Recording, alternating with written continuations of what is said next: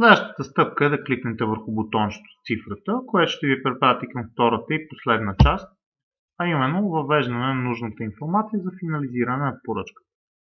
Моля, попълнете внимателно информацията за контакт с вас, име и фамилия, имейл, телефон, посочете адрес за доставка, както и дата на доставка. Менюто по-долу информация за изделие. Срещу всяка торта изберете с какъв пълнеж да изпълниме съответната торта и посочете броя парчета, който ви е нужен. Ако имате допълнителни изисквания, като надпис или да кажем смяната на цвета на тортата, моля опишете какъв да бъде надписа и съответно цветът.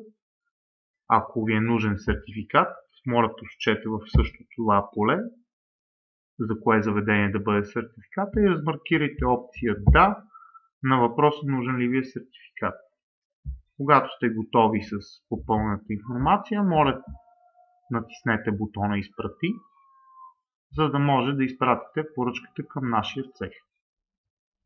Ако се нуждаете от допълнителна информация относно поръчката, методите на плащане или доставката, то такава ще намерите по-горе в графата Поръчка. Ако желаете да поръчате по телефона, можете да направите това, като позвоните на някой от посочените телефони в графа Контакти. Благодаря ви!